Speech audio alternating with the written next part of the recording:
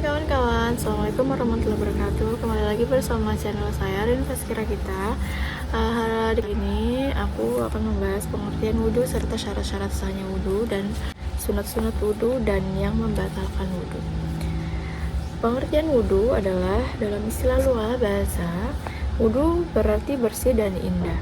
Sedangkan menurut syarah, wudhu artinya membersihkan beberapa anggota badan dari hadas kecil sesuai dengan ketentuan yang telah ditetapkan syarah. Orang yang hendak mengerjakan sholat terlebih dahulu diwajibkan berwudu, karena wudu merupakan salah satu syarat sahnya sholat. Allah menegaskan dalam surat Al-Maidah ayat 6, yaitu ya ayyuhallazina amanu iza qumtum ila sholati faghsilu wujuhakum wa aydiyakum ilal marafiqi wamsahu bi ru'usikum wa arjulakum ilal ka'bain. Artinya adalah, wahai orang-orang yang beriman, apabila kamu hendak melaksanakan sholat, maka basuhlah mukamu, tanganmu sampai dengan siku, dan sapulah kepalamu, dan basuh kakimu sampai dengan mata kaki. Nah, jadi yang kedua adalah syarat sahnya wudhu. Islam harus beragama Islam. 2. Tamyiz, yakni bisa membedakan baik buruknya suatu pekerjaannya. C. Tidak berhadas besar, contoh haid, junub, atau yang lain-lain. D. Dengan air suci lagi mensucikan. E. Tidak ada sesuatu yang menghalangi air sampai ke anggota wudhu, misalnya getah, cat, dan sebagainya. Maafnya ya, tato, cat kuku yang tidak halal. Dan F. Mengetahui mana yang wajib fardu dan mana yang sunnah.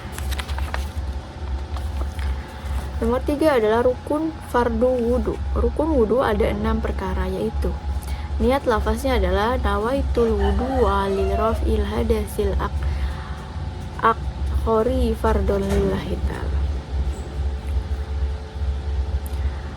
Artinya adalah aku niat berwudhu untuk menghilangkan hadas kecil fardu karena Allah. B-nya membasuh seluruh muka, mulai dari tumbuhnya rambut kepala hingga bawah dagu, dan dari telinga kanan hingga telinga kiri. C adalah membasuh kedua tangan sampai siku. Kedua tangan, kiri, kanan dulu sampai siku 3 kali, lalu yang kiri sampai ke siku 3 kali. D adalah mengusap sebagian rambut kepala, ya. Ini kening kepala 3 kali. E. Membasuh kedua telapak kaki sampai ke mata kaki.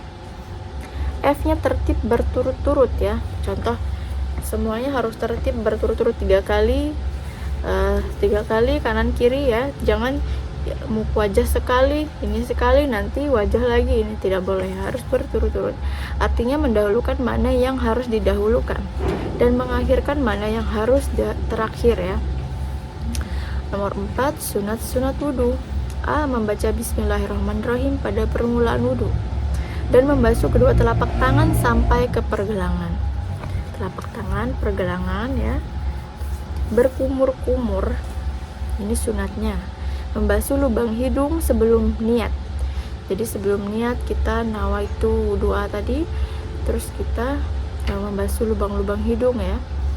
E. Menyapu seluruh kepala dengan air. Mendahulukan anggota kanan dan kiri. G. Menyapu kedua telinga, luar dan dalam. Luar, lalu dalam 3 kali, kanan kiri. Meniga kali kan membasuh, ya, ketiga kali. Menyela-nyela jari-jari dan kaki. Jadi jari-jari kaki dan tangan itu harus dicuci bersih. Itu sunat-sunat wudhunya. J. Membasuh semua anggota wudhu sebanyak 3 kali. K. Dilakukan berturut-turut, artinya sebelum kering, basuhan anggota pertama dilanjutkan dengan basuhan anggota berikutnya. Jangan ditunda, ya. I. Wudhu dilakukan sendiri, jangan meminta pertolongan orang lain kecuali terpaksa. Ya, kalau kita sehat tidak mungkin kita meminta tolong orang lain untuk menaburi air, ya, contohnya. M. Jangan diseka atau diusap, tidak boleh diusap-usap, harus dibasuh ya. And menggosok anggota wudhu sampai bersih.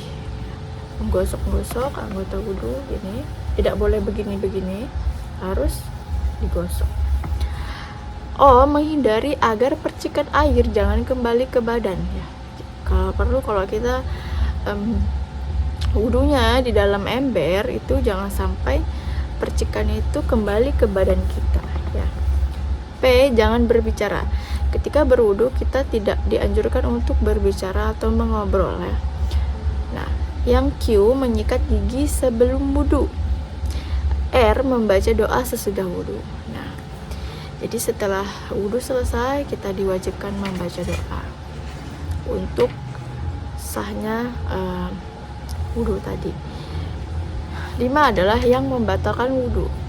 Keluar sesuatu dari kubul dan dubur, misalnya buang air kecil maupun besar, atau keluar angin dan sebagainya.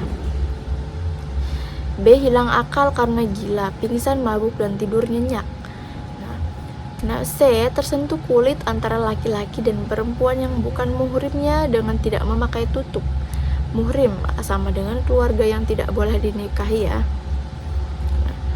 Tersentuh laki-laki perempuan yang tidak memakai tutup, contoh bersentuhan kulit dengan kulit itu batal ya. D. Tersentuh kemaluan, kubul atau dubur dengan tapak tangan atau jari-jari yang tidak memakai tutup, walaupun kemaluannya sendiri. Contoh bagian kemaluan kubul atau dubur terasa gatal atau ada yang menggigit ya, itu tidak boleh digaruk secara langsung melalui jari-jari karena itu akan mengakibatkan batalnya wudhu walaupun kemaluannya sendiri ya. Nah, jadi itulah pengertian dari wudhu serta syarat sahnya wudhu, rukun wudhu dan sunat-sunat wudhu serta yang membatalkan wudhu. Semoga video ini bermanfaat bagi kawan-kawan semua, teman-teman ya. Kita sama-sama belajar. Jangan lupa untuk subscribe channel aku supaya bisa mensupport channel ini. Alhamdulillah jika video ini bermanfaat dan ditonton oleh kawan-kawan semua. Terima kasih jika ada salah kata. Saya mohon maaf karena saya hanya manusia biasa ya, bisa salah, bisa benar. Nah, di video selanjutnya aku akan membahas cara wudhu serta cara wudhu untuk perempuan ya, doa sesudah wudhu serta sampai ke caranya tayamum ya, tata cara tayamum di video selanjutnya. Oke, dan kemana-mana ikuti terus video aku, bunyikan loncengnya. Assalamualaikum warahmatullahi wabarakatuh.